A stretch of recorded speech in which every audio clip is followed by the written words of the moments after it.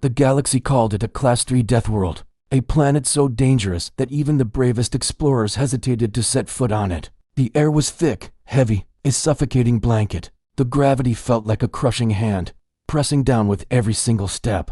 And the storms, they were legendary. They roared with the fury of an angry god, tearing the very land apart. On this world, wild beasts with claws longer than a man's arm hunted in ferocious packs. The oceans were a swirling abyss, home to predators that could swallow a starship whole without even trying. Any other species would have fled. They would have dug deep underground, cowering in fear, praying for a quiet death. But humans did something impossible. They left. When the first Galactic Survey fleet arrived in orbit, their ships trembled as violent solar winds ripped across the planet. The commanders of the fleet, veterans of 1,000 sterile, predictable worlds, expected to find a species on the brink of extinction. They expected to see humans huddled in crude shelters, their faces etched with the constant struggle for survival. They expected fear. They expected weakness. What they did not expect was joy. On the surface below, the fleet's sensors painted a picture of pure, unadulterated madness.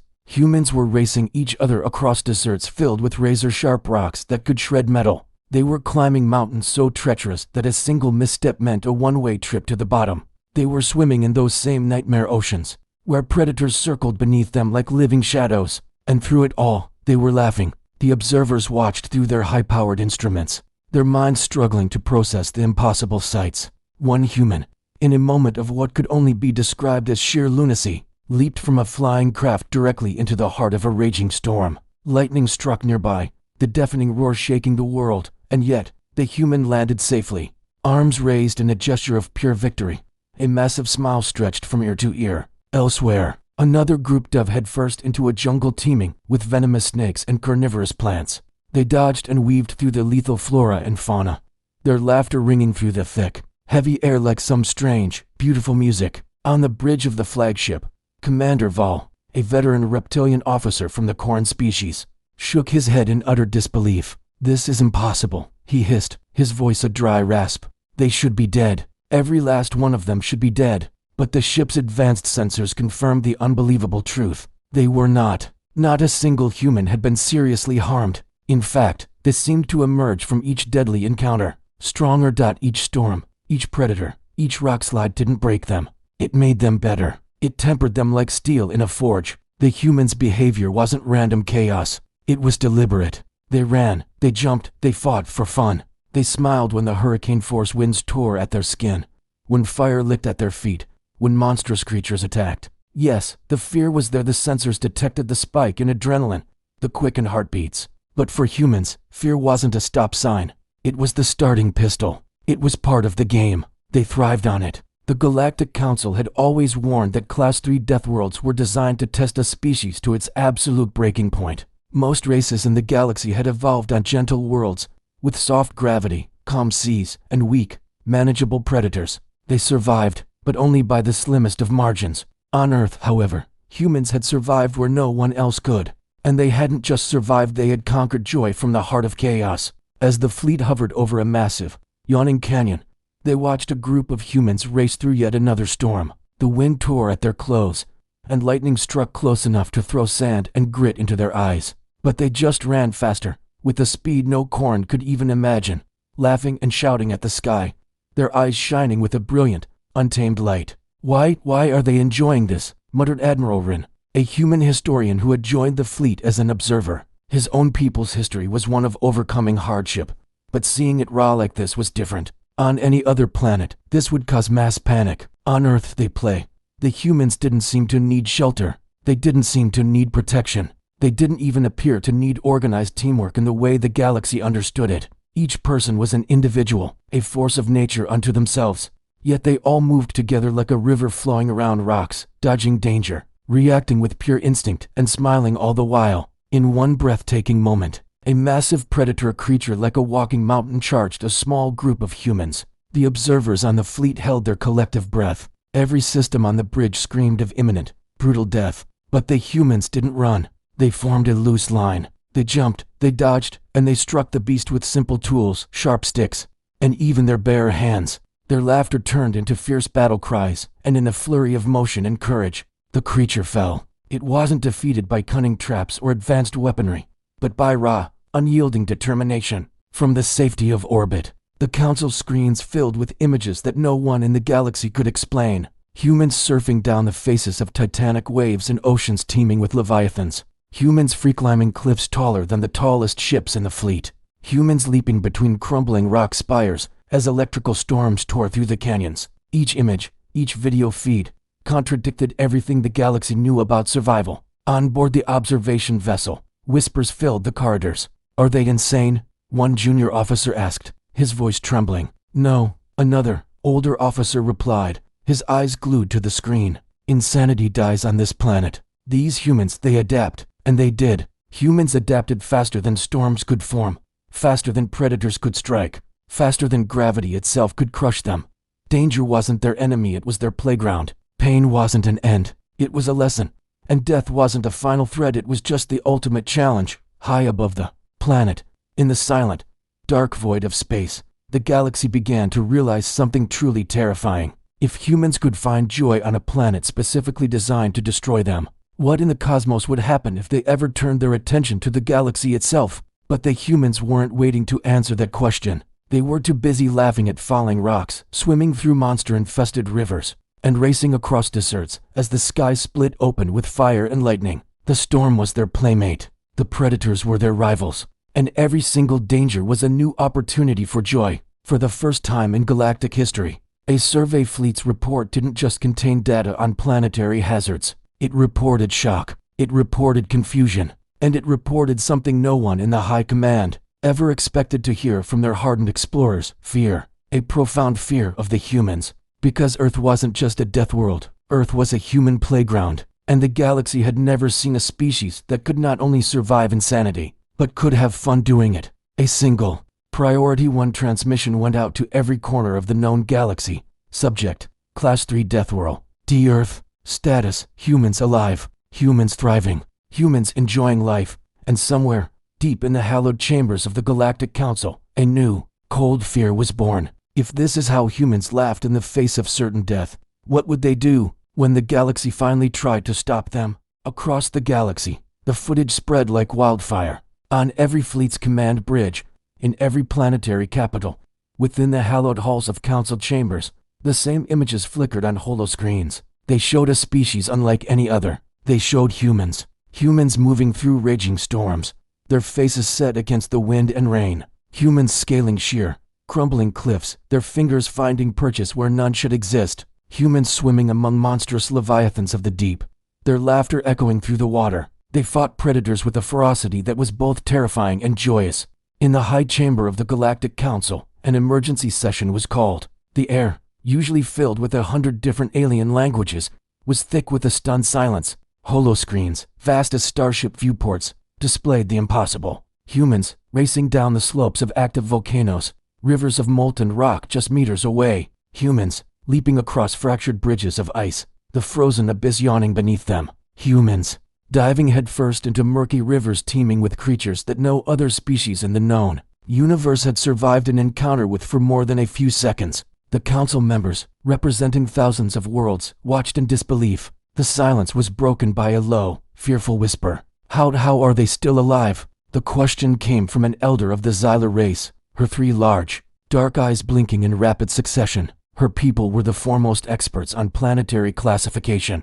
They had studied thousands of Class-3 Deathworlds, planets specifically designated as evolutionary crucibles. Earth was one of them. Every test species they had ever introduced to a Class-3 world had been annihilated. All other intelligent life extinct, she murmured, her voice trembling. Humans, they are smiling. A senior counselor, his gelatinous form quivering, nervously tapped a command on his console. We must remember why we classified their world as Class-3 in the first place. It is a planet designed to kill. The gravity is crushing for most carbon-based life forms. The storms are powerful enough to strip metal. The predators, everything hunts to kill. Any species we consider normal would be wiped out within weeks. Yes, rumbled another counselor, a thick, scale-covered Krovan whose species was known for its stoicism. But these humans, they are different. We cannot comprehend them. They do not behave like any life form in our archives.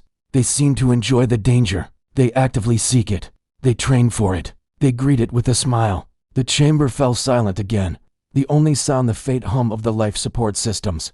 The footage continued its relentless display of human audacity. A man was free climbing a cliff face that had sheared in half just moments before. Loose rock skittered beneath his strained hands. Above him, lightning forked across a bruised sky. In another scene, a group of humans ran along a riverbank filled with predators. They cheered each other on as they dove into the murky water, just as a 10-meter-long serpent-like creature surged toward them. And through it all, across the cold vacuum of space, their laughter could be heard. It was an unnerving, triumphant sound. What species adapts in this manner? A scientist whispered to her aide, her gaze locked on the screen. It is as if they are evolving faster than their own planet can invent new ways to harm them. The council began to review ancient files, pulling up the original charter for the Class 3 designation. Deathworlds existed for a singular, grim purpose: to break a species, to push them to their absolute limit, to see if they could survive conditions that were, by all galactic standards, unsurvivable. Earth had been the perfect candidate. It possessed every lethal variable: violent tectonic and atmospheric shifts, rampant volcanism, an ecosystem of hyper-aggressive predators, novel and deadly diseases, and even pockets of toxic atmosphere. Every other species that had been observed on or introduced to a Class 3 world had failed. The record was perfect, unbroken. And yet, humans were not just surviving, they were thriving. Admiral Wren, the human observer embedded with the council, a position granted more out of curiosity than genuine partnership, leaned forward in his seat. His voice cut through the fearful whispers, calm but carrying an undeniable weight. You are witnessing evolution under extreme pressure. Humans do not fear death in the way you understand it. They treat it as a challenge. Every storm, every predator, every threat. It is a lesson. We do not just survive, we improve. A council member gave a short, nervous laugh. Improve? They jump into the jaws of death for, what did their audio logs call it? Fun. Yes, Rin confirmed, his expression unreadable. Fun. For them, danger is a form of entertainment. Risk is a game. Pain is a temporary inconvenience. Life is a thing to be tested, to be pushed to its limits, not to be hidden away in safety. A collective shiver ran through the chamber. These were beings who had dealt with dangerous species before. They had faced down militaristic raiders, cunning conquerors, and ruthless war masters. But they had never encountered a species that loved danger. None had ever sought it for pleasure. Humans were different. They were terrifyingly, incomprehensibly different. They turned back to the footage. Humans, diving off impossibly high cliffs with only a thin cord and a piece of elastic fabric to save them. Humans, climbing storm-battered mountains, calmly navigating round landslides and curtains of falling ice. Humans, navigating rivers full of unseen terrors, daring each other to swim farther, faster, deeper. A Corn military officer, her species renowned for their rigid discipline and aversion to risk, whispered to the delegate beside her, if this is what they call survival, what would their concept of war even look like? That question hung in the chamber like a toxic gas. No one dared to answer it. The council's debate resumed, but now it was hushed, laced with a new, profound fear. Some argued for a complete quarantine of the Sol system, to isolate Earth and prevent humans from spreading their unpredictable, chaotic nature across the stars. Others suggested a more cautious approach: continued observation, to determine if this apparent joy in the face of annihilation was a permanent trait, or some bizarre cultural fluke. But it was the senior scientist of the council, a crystalline being older than many of the planets represented, who offered the most chilling assessment. You are missing the fundamental point. It resonated, its voice like the chimming of ancient bells. They are not thriving despite their Class 3 world. They are thriving because of it. They are perfectly built for it. Other species adapt to survive. Humans adapt to enjoy. They are not just resilient, they are unstoppable under pressure. The council's fear crystallized into something colder, harder. They finally began to grasp the true consequences. If humans could find joy on a planet designed to kill them, what would happen when they faced other species? What would happen when they faced the galaxy itself? As of now, humans had no weapons of mass destruction capable of threatening a star system. They did not send fleets out to conquer, but they didn't need to. The galaxy was watching, transfixed, as humans climbed active volcanoes for sport. Humans trained in deadly waters for recreation. Humans faced down apocalyptic storms and apex predators as personal challenges. Admiral Wren's words echoed in their minds. Do not underestimate them. They are not violent by default, but you cannot break them. You cannot scare them, and you will not stop them once they have decided to act. Earth has made them fearless. The council collectively shivered as the scale of the problem became clear. Every other sentient species in the galaxy had evolved on relatively calm, stable planets. Their evolution was a slow, steady march. Humans, by contrast, had evolved under the constant threat of disaster. They had trained their bodies, their minds, and their reflexes against a backdrop of perpetual chaos. And so, chaos did not intimidate them. Chaos was their teacher. Danger was their sport. Death was simply their practice partner. In a corner of the council chamber, a holographic map of the galaxy flickered. Every known planet was annotated with data on its species, its power level, its threat index. Earth had long been labeled dangerous due to its environment, but now, that label felt laughably inadequate. Humans were more than dangerous. They were unpredictable. The council's debates devolved into wild speculation. Could humans outfight a Krovan legionnaire? Could they survive the vacuum of space with the same casual disregard they showed for their planet's oceans? Could a species that plays with storms and predators, as if they were toys, dominate the galaxy if they ever chose to? No one had answers. There was only fear, and a strange, morbid fascination. And the one, undeniable truth: humans were different. In that moment, the galaxy began to understand that it was facing something entirely new. A species that could enjoy its own near destruction was a species that could change the fundamental rules of existence. The transmission from Earth continued its silent, relentless journey across the cosmos. It showed humans smiling, running, climbing, diving, fighting, and laughing, and the galaxy watched in a mixture of awe and terror. For the first time, the galaxy realized that Earth was not just another world, and humans were not just another species. And somewhere, in the silent, ornate chambers of the Galactic Council, one thought echoed in the minds of every member, over and over: if they enjoy surviving a death world, what will they do when the rest of the galaxy finally decides to test them?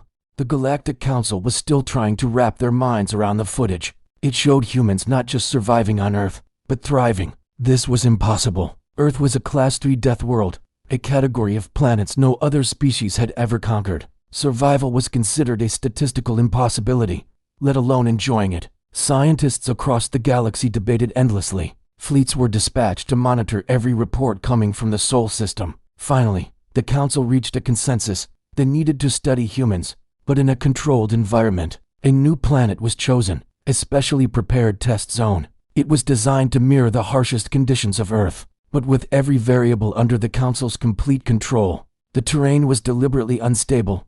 Powerful storms were programmed to sweep across the plains. Gravity fields shifted without warning, and automated predator-like machines were set loose to challenge any species that dared to enter. An invitation was sent to the humans. The council expected them to struggle, perhaps even fail. But when the human ship landed, the occupants who stepped out were smiling. Commander Zara led the team. Her eyes scanned the treacherous rocky landscape and the swirling, unnatural storms gathering above. "Looks like a new playground," she said, casually adjusting her gear. Around her, the other humans laughed and chatted, their relaxed demeanor suggesting that stepping into mortal danger was just another part of a normal day. From their observation ships in orbit, the alien council members were baffled. Fun? They had anticipated caution, maybe even fear. Instead, the humans looked like they were ready to play. The first obstacle was the gravity gauntlet. Sections of the terrain were programmed with crushing gravity, heavy enough to make most species collapse under their own weight.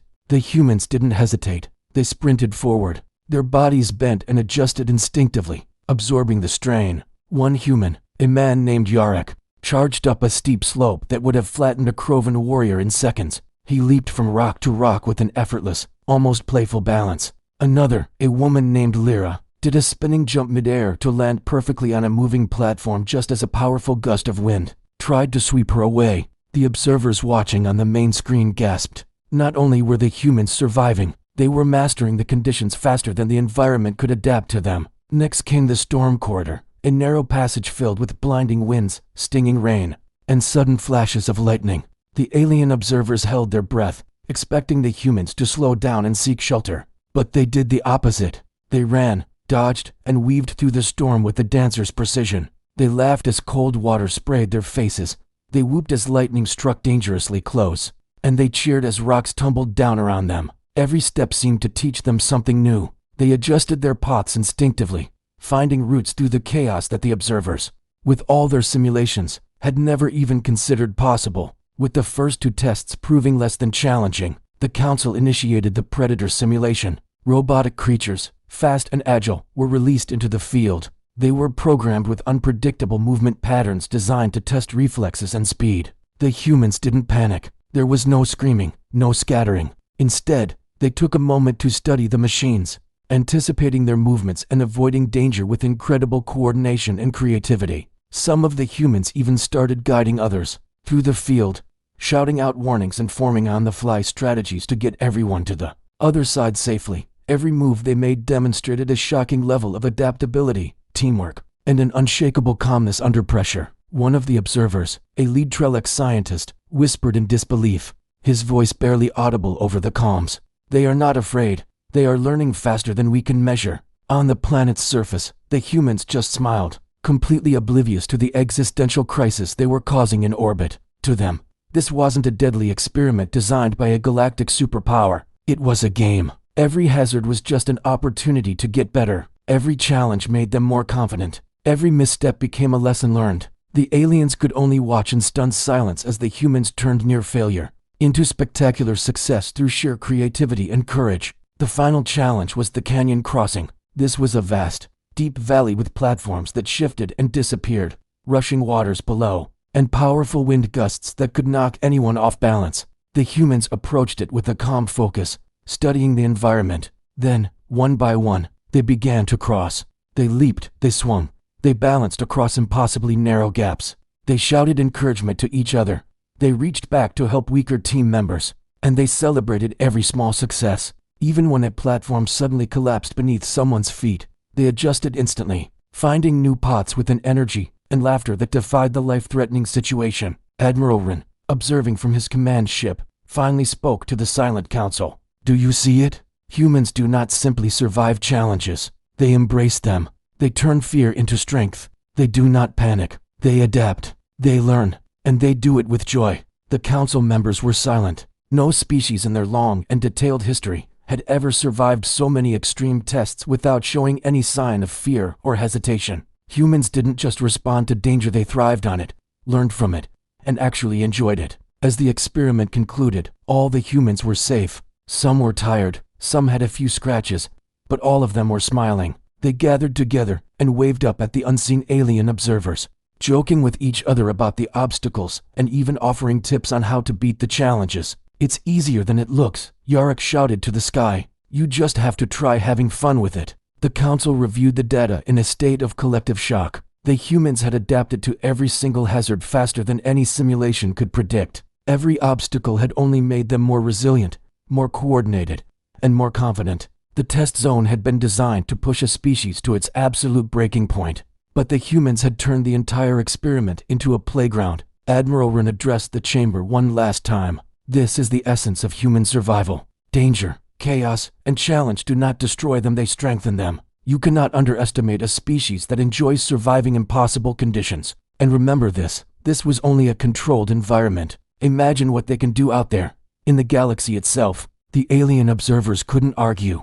Every calculation, every prediction, had failed spectacularly. Humans had surpassed their wildest expectations at every single level. They had survived hazards that would have wiped out any other known species. They had turned fear into strategy, struggle into opportunity, and near defeat into victory, all with a sense of joy. As the humans celebrated quietly among themselves, the council finally understood the terrifying truth. Humans were more than just survivors. They were innovators of survival, masters of adaptation, and a species unlike any the galaxy had ever seen before. The fun experiment had ended, but its impact would be permanent. Humans had proven that no artificial test, no simulation, and no challenge could ever break their spirit. The galaxy would never underestimate them again. And somewhere, deep in orbit, Admiral Rin allowed himself a small smile. He knew the next stage of humanity's story was about to begin, and the rest of the galaxy was only just beginning to realize how truly extraordinary humans really were. The videos from the fun experiment had reached every corner of the galaxy. Every council, every fleet, and every research station replayed the humans' actions again and again. Humans running through storms, climbing sheer cliffs, fighting off massive predators, and laughing every single time. The humans survived and thrived. The reaction across the galaxy was immediate. Panic spread like wildfire. The Galactic Council held an emergency session, the first in over a century. Holoscreens flickered with images of humans jumping across collapsing bridges, diving headfirst into rivers, teeming with predators, and standing calmly as rock slides buried everything around them. Every species watching could see the truth. Humans were not ordinary. Counselors whispered in fear. "They are unstoppable," said a Krovan representative, his voice trembling. "No test planet has ever allowed a species to survive like this, and they are enjoying it. They are not just surviving," a Xyler scientist corrected, her head shaking in disbelief. "They are thriving on danger, thriving. This is an evolution we cannot comprehend." The debate turned heated. Some council members demanded the immediate isolation of Earth. "We cannot allow humans to spread," one delegate insisted. "They are unpredictable. They will ruin the delicate balance of power." Others argued for a preemptive strike. If a species that laughs in the face of death spreads its fleets, its armies, its colonies, no one can resist them. "We must stop them now, before it is too late." Admiral Rin, a veteran strategist who had remained silent, finally raised a hand. The room fell quiet. "You are panicking," he said calmly. "You are assuming humans are violent. They are not yet. But you are correct about one thing: they are unstoppable if challenged. And the galaxy is a much bigger challenge than any death world we've ever made." Every species listened, but few wanted to admit the truth. Humans were not like anything they had ever encountered. They trained on danger. They laughed at pain.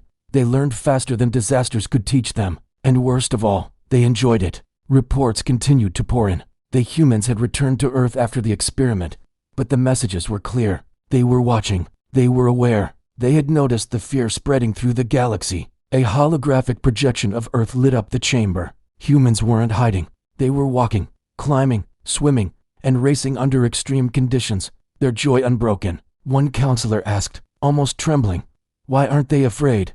"They are afraid," Rin explained, "but fear is not weakness for humans. Fear is fuel. It makes them sharper, faster, smarter. You cannot scare them because you cannot threaten them in ways they haven't already faced on their own world for fun." The panic reached new heights. Some species proposed quarantining the entire solar system. Others suggested outlawing any and all contact with humans. A few radical voices even whispered of total annihilation. The council debated for hours, but the fear was growing too fast to contain. New footage arrived, displaying even more incredible feats. Humans were climbing active volcanoes in mid-eruption, diving into deep oceans with creatures that could crush entire starships, and sprinting across scorching deserts under storms that could ground a fleet. And every human was alive, smiling, and still pushing their limits. "You don't understand," said Rin, his voice low but firm. "They are not just surviving. They are learning. Every storm teaches them timing. Every predator teaches them strategy. Every collapse teaches them balance. You are watching evolution in real time." The realization hit the council like a tidal wave. The galaxy had never faced a species like this. Most races adapted slowly. Over countless generations, humans adapted instantly. Humans trained in chaos. Humans did not fight against danger, they played with it, learned from it, and became stronger because of it. The council tried to maintain order, but whispers of fear turned into shouts. Some species openly declared that humans were now the single greatest threat in the galaxy. Others were simply fascinated, unable to look away from the incredible spectacle of survival and joy. A young Xyler officer, her voice barely a whisper, asked the question on everyone's mind. What happens if they decide to expand beyond Earth? No one answered. The thought alone was unsettling. Humans had no weapons of mass destruction known to the galaxy yet. They had no fleets of warships, at least not beyond Earth. But the way they moved, the way they adapted, the way they laughed in the face of death, it all pointed to one terrifying truth. If humans ever wanted to fight, no force in the galaxy could stop them. Counselors shivered. They had underestimated humans. They had assumed humans were fragile, weak, and mortal like everyone else. They had assumed humans feared death like every other species. But they didn't. Humans had already faced the impossible and they had found it fun. Rin spoke one last time, his voice cutting through the rising tension. "Do you see it now? This is not a species to fight for conquest. This is a species to respect or to fear. Earth has forged humans through fire, storms, and predators. They are masters of survival, and now, the galaxy knows." The council voted to take measures: more observation, more study, and preparations for first contact. But deep down, every species felt the same unspoken truth. Humans could not be predicted. Humans could not be controlled. Humans were different. As the session ended, footage from the Deathworld continued to play on holoscreens across the galaxy.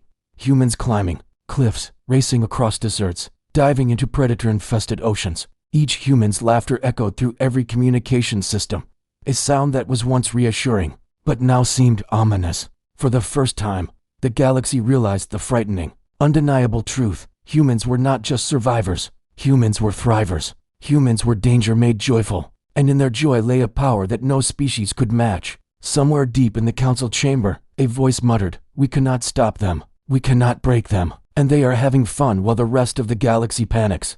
That single thought hung in the air like a storm cloud. The galaxy had faced many threats before: raiders, tyrants, deadly species, but never a species that loved the struggle for survival. Never a species that could turn danger into a game. Never a species that could smile at its own mortality. And humans had only just begun.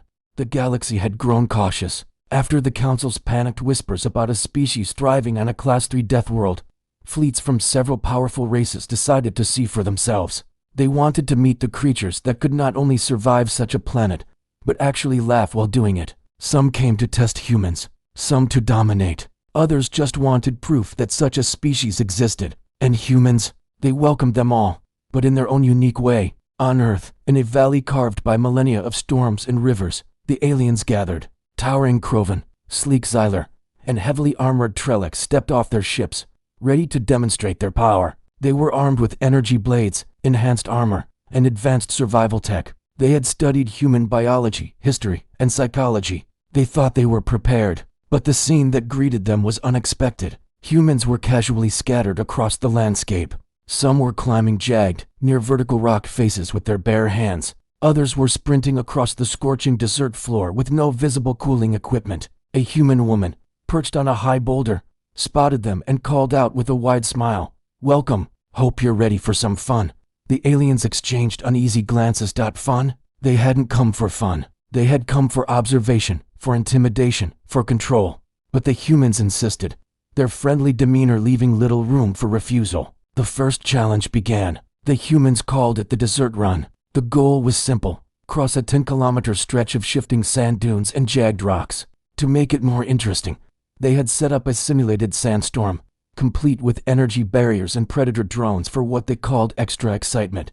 The aliens charged forward, determined to prove their superiority. The Krovan, with their powerful legs, sprinted into the sand, but quickly found their strength useless against the shifting ground. The agile Xyler glided over the terrain, relying on their speed, but were caught off guard by sudden rock slides. The Trellix used their formidable armor to shield against falling debris, but its weight made them slow, sinking them into the soft sand. Meanwhile, the humans moved with an effortless grace. They dashed across the desert, leaping over rocks, sliding under debris, and dodging the predator drones with fluid, instinctive movements. One human, running backward for a moment, called out, "Try keeping up," and laughed before turning and disappearing into the dust cloud. The aliens struggled. One by one, they stumbled, fell, or froze in panic as the simulated storm tore at their faces and the drones dive-bombed them. The first alien to reach the finish line, a weary Krovan warrior, was gasping for air, their uniform torn and their skin covered in cuts.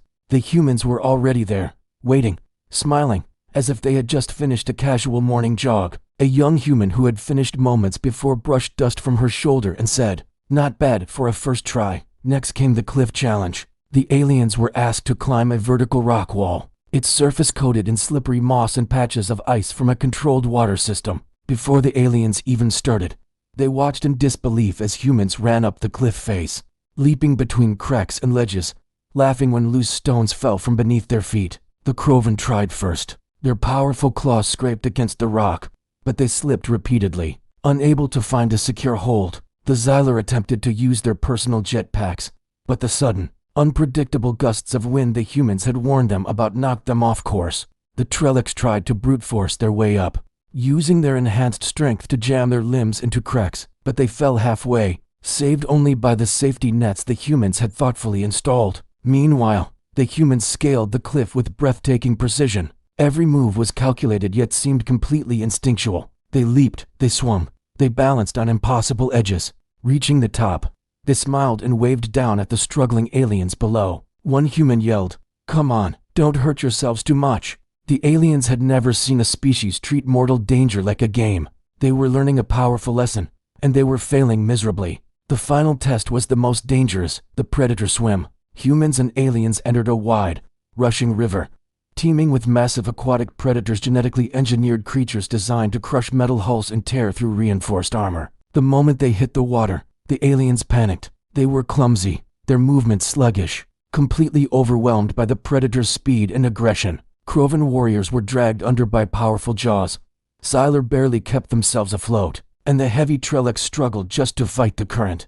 But the humans moved through the water as if they belonged there. They dodged snapping jaws with a flick of their hips, kicked predators into canyon walls, and used the turbulent environment to their advantage. Some grabbed overhanging vines and swung across wide sections of the river.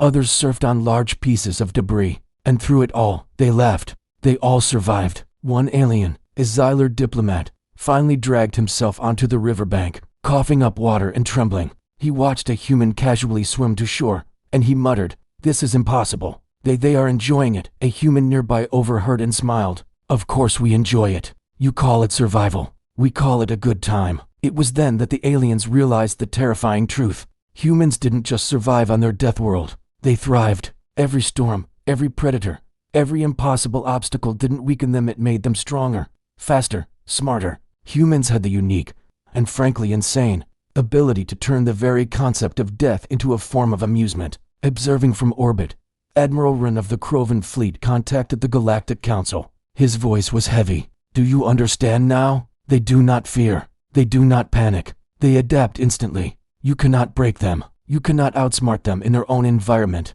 They are unpredictable, and if they ever decided to fight for real, I fear no species in this galaxy could match them."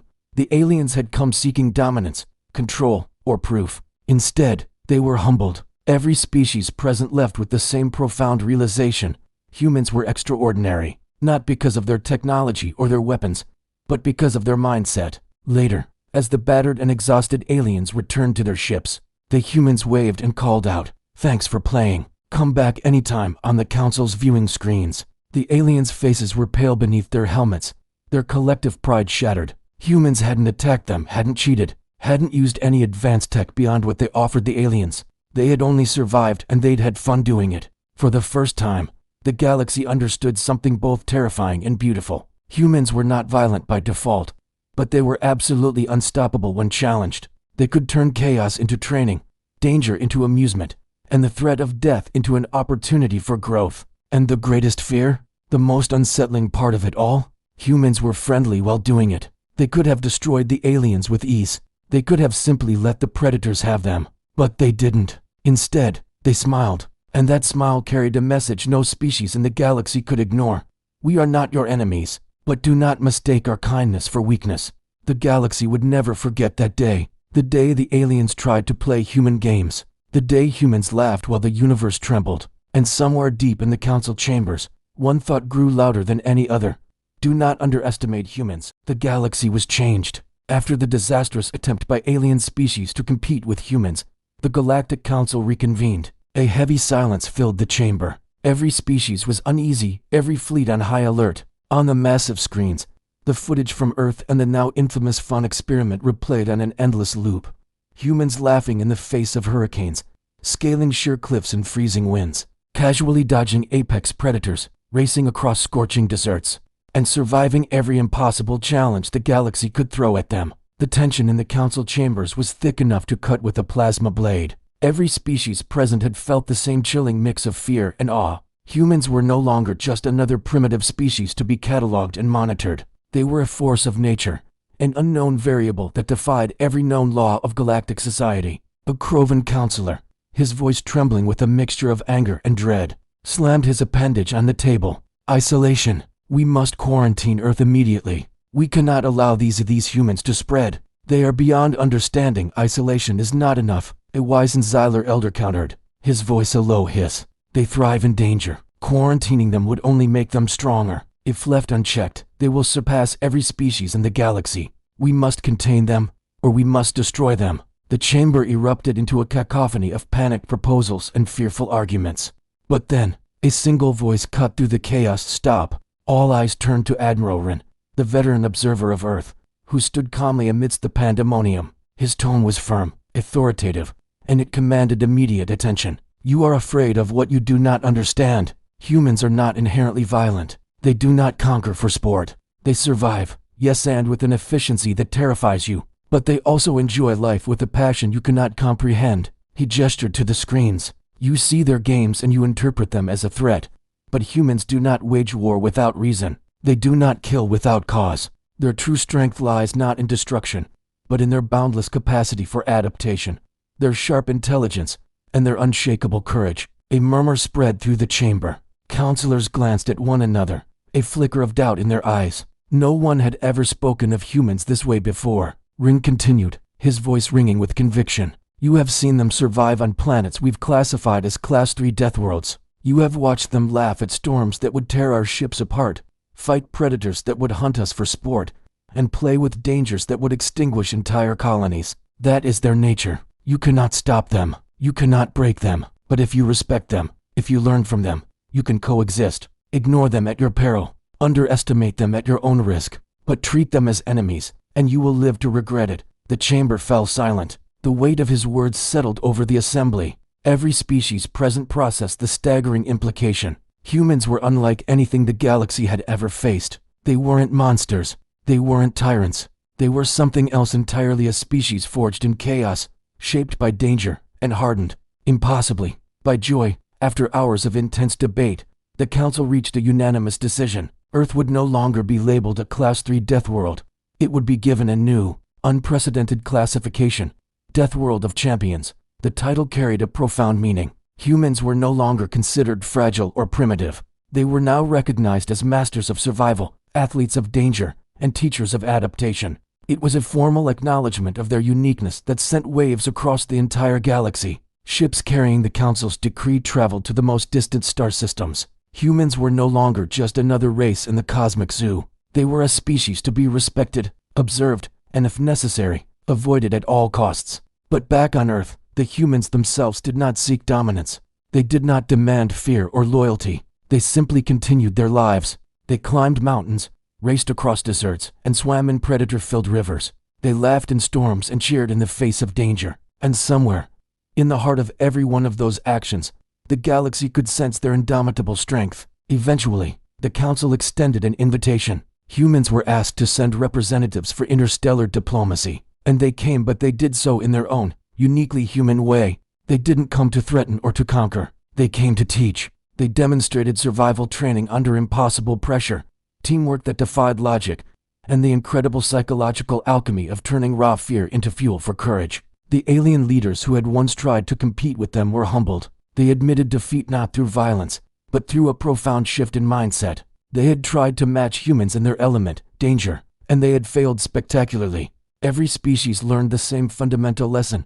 Humans thrived on chaos, and their joy amplified their strength exponentially. And the humans just laughed, not in mockery, but in simple, honest truth. Danger was a part of life. Death was a part of life. But life, above all else, was meant to be lived to its absolute fullest. Observing from orbit, Admiral Rin allowed himself a rare smile. The galaxy had finally recognized the power of humanity, but the humans themselves had never changed. They hadn't become cruel or arrogant with their newfound status. They remained curious, joyful, and utterly fearless.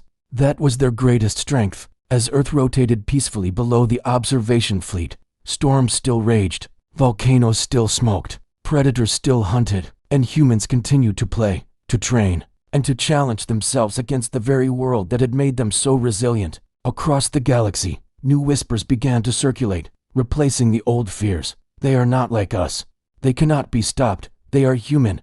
The reputation of humanity grew into a legend. Stories of their feats spread from system to system. Some species still feared them. Some revered them. But all agreed on one undeniable truth. Humans could not be ignored. And deep within the Galactic Council chambers, one thought remained etched into the collective consciousness of 1,000 worlds. A species that laughs in the face of death, that finds joy in danger, and that thrives where all others perish, is a species that cannot be defeated without catastrophic consequences. For the first time in galactic history, fear and respect coexisted. The galaxy had met its equal, and it had arrived in the most unexpected form imaginable. a species that found fun in the impossible. Earth was no longer just a planet, it was a symbol. Humans were no longer just a species, they were a standard. And the final lesson of the Class-3 Deathworld? A species that turns survival into a source of joy will always rise above the rest. The galaxy had made its decision. Humans were no longer merely survivors. They were champions of life itself. Thanks for watching. If you enjoyed this story, be sure to hit that like button, subscribe, and ring the bell so you never miss an update. See you next time.